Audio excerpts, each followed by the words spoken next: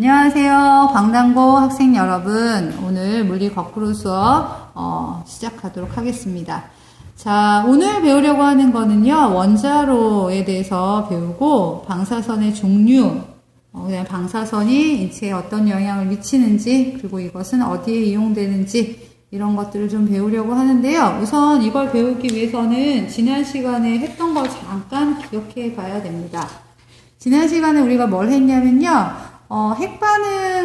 핵분열을 연쇄적으로 계속 할 수 있게 만드는 방법이 있다고 했잖아요.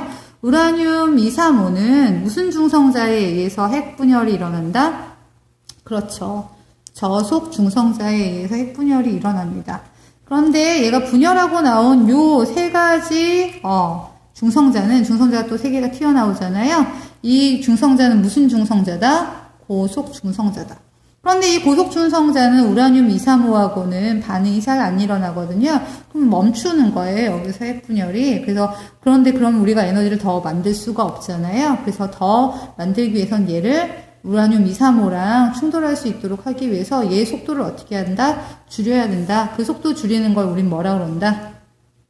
감속제. 잘못 나왔네요. 감속제라고 합니다. 이 감속제를 투입한다고 했잖아요. 감속제로 쓰이는 게 뭐뭐 있다고 했어요? 경수, 우리가 평상시에 쓰는 물, 그 다음에 중수, 이 두 가지가 있다고 했어요. 그리고, 근데 이게 세 개가 생겨나니까, 또 얘네 각각 또 충돌하고 나면, 저속으로 만들었을 때 각각 또 충돌하고 나면, 그 다음에 세 개랑 또 반응하고, 거기서 또 세 개가 나오니까 좀 지나면 9개 반응해서 엄청나게 반응이 빠른 속도로 일어나면, 이게 제어할 수 없을 정도로 크게 분열을 해서, 엄청나게 빛과 열을 내니까 지속적으로 열을 내게 할 수 없고 빨리 해결료가 사라진다고 했잖아요. 그래서 서서히 진행되게 하기 위해서는 이 중성자의 개수를 어떻게 해야 된다? 줄여야 된다. 그래서 중성자를 지금 이렇게 반응했는데 3개가 반응하지 않고 2개만 반응하죠. 이걸 어떻게 한 거예요? 이거가 없어진 거죠. 어디로 사라지게 만든다. 얘를 흡수할 수 있는 거, 그걸 뭐라 그런다? 제어봉이라고 한다. 기억나나요? 제어봉을 넣어야지만 이게 중성자 개수가 줄어서 반응을 서서히 일어나게 할 수 있다. 우리 이거 배웠잖아요. 제어봉으로 쓰는 거 뭐 쓴다? 뭐 쓴다고 했어요? 붕소나 카드뮴 쓴다고 했잖아요. 이런 걸 배웠는데 오늘 실제적으로 이 연쇄 반응을 이용해서 전기 에너지를 생산하는 원자로에 대해서 배워보도록 하겠습니다. 자, 원자로의 종류는 크게 세 가지가 있는데요. 경수로는 뭐에 의해서 이게 세 가지가 구분이 되냐면 감속제로 뭘 쓰느냐에서 세 가지로 구분돼요. 감속제를 경수로 쓴다? 그러면 경수로. 그냥 우리가 알고 있는 물. 이건 H2O입니다. 감속제를 중수로 쓴다? 그거는 H2가 아니라 D2O. 여기서 D는 H는 H11인데 D는 뭐냐면 똑같이 H인데 H1, 2를 D라고 해요. 중수소라고 합니다. 그걸로 된 물을 중수라고 하죠. 자, 그 다음에 고속 증식로라고 하는 게 있는데요. 얘는 핵연료가 증식이 되는 거예요. 얘는 감속제가 필요하지 않습니다. 대신 냉각제만 필요하거든요. 얘는 경수로는 감속제랑 냉각제를 다 물로 쓰고요. 중수로 감속제, 냉각제 다 중수로 씁니다. 고속 증식로는 감속제, 냉각제를 감속제는 안 쓰고요. 그 다음에 냉각제를 액체 소디움, 즉 액체로 된 나트륨을 씁니다. 얘는 경수로는 핵연료를 뭐로 쓰냐면요. 저농축 우라늄을 사용합니다. 그 다음에 중수는 천연 우라늄을 사용해요. 근데 우리가 지난 시간에 배웠지만 천연 우라늄 안에는 여기에 우라늄 235도 들어가 있고 여기에 우라늄 238도 들어가 있는데 235가 0.7%밖에 안 되고 0.7%인가요? 0.3%인가요?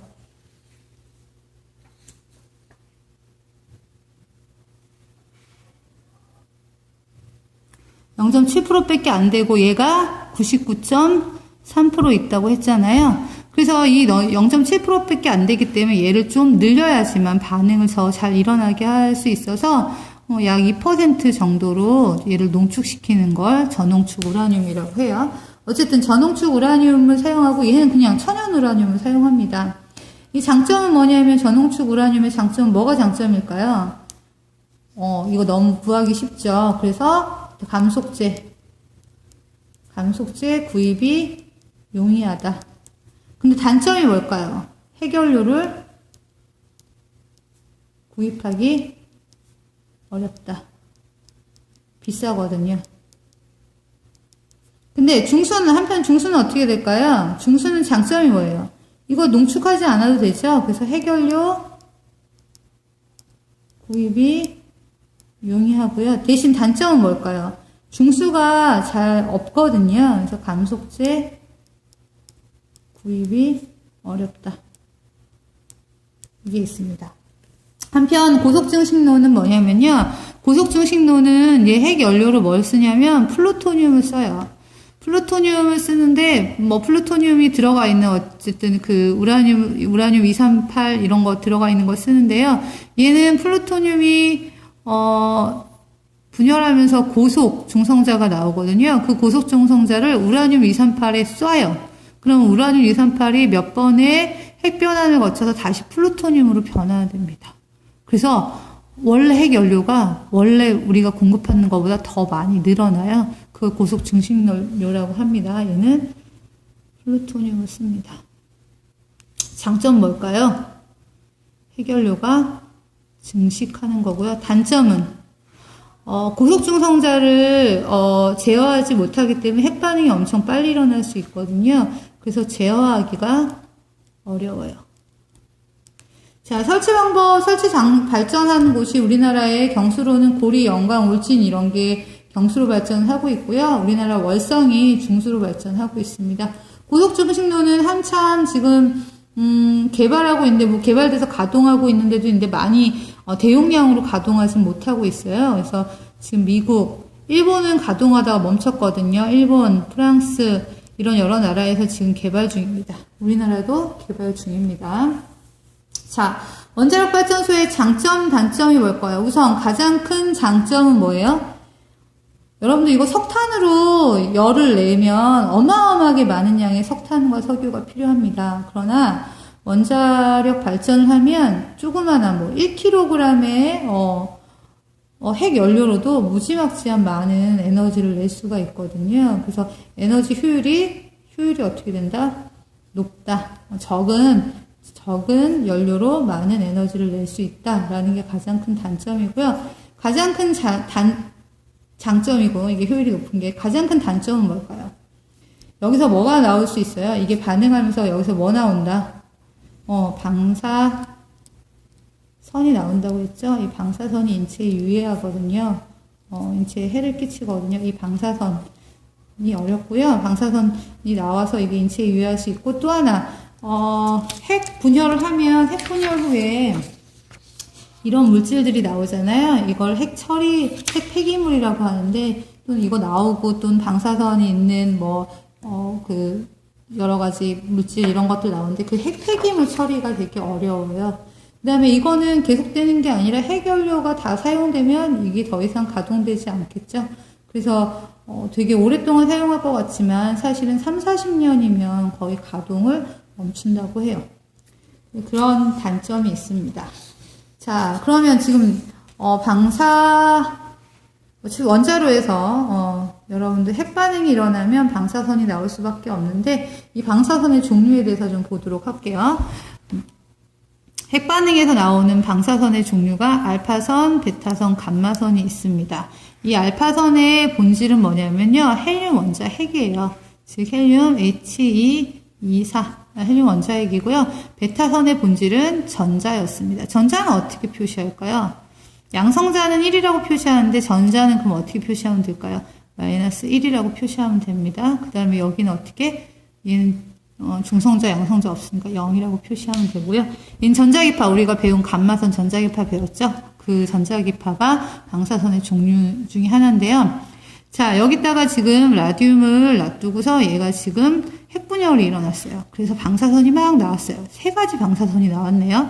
이쪽 오른쪽은 플러스 전기장, 플러스 방향이 전기장, 그러니까 축전기, 여기는 마이너스 방향으로 돼서 전기장 방향이 이렇게 되고 있습니다. 그런데 얘는 플러스 전하를 걸어주고 얘는 마이너스 전극을 걸어줬는데 기억은 어디로 가요? 마이너스 쪽으로 가죠? 그럼 얘는 무슨 전하를 띠고 있을 거다?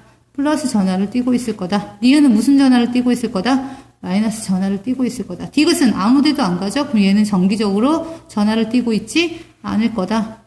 중성일 거다. 라는 걸 알 수 있죠. 그럼 이 세 개 중에서 어느 걸까요? 기억이. 기억과 니은 여기 나와 있죠? 기억은 플러스, 니은 마이너스. 그리고 질량은 어느 게 더 클까요? 그건 나중에 치고, 그러면 기억, 니은 반사선 종류. 기억이 뭘까? 여기서 플러스 전하를 띠고 있는 거, 이거죠? 얘가 알파선이었던 겁니다. 니은은 얘가 베타선이고요. 아무런 정기적 영향을 받지 않고 그냥 슉 직진하는 거, 이거 감마선이죠. 이 중에서 그럼 투과력이 어느 게 가장 클까요? 질량이 크면 잘 투과하지 않겠죠? 어느 게 질량이 가장 커요? 헬륨 원자핵의 질량이 가장 크잖아요. 알파선이 질량이 가장 큽니다. 그래서 투과력이 가장 작고요. 가장 질량이 없는 거, 베타선 전자기파, 얘가 그래서 투과력이 가장 큽니다. 얘가 가장 투과력이 낮고, 중간, 얘가 가장 투과력이 크다. 그 다음에 이온화 능력이라고 하는 건 뭐냐면 어떤 물질을 잘 이온으로 정기적으로 이온으로 바꾸는 능력인데요. 전하량이 클수록 이온화 능력은 커집니다. 그래서 얘는 전하량이 플러스 2고 얘는 마이너스 1이기 때문에 얘가 훨씬 더 크죠. 얘가 전하량이 가장 크고 얘가 중간이고 얘가 이온화 능력이 가장 작습니다. 여기까지 오늘 하도록 하겠습니다. 나중에 수업 시간에 방사능량, 방사선량 또한 생활 속의 방사선, 그 다음에 방사선이 어디에 이용되는지 좀 더 자세히 배워보도록 하겠습니다. 모두 안녕!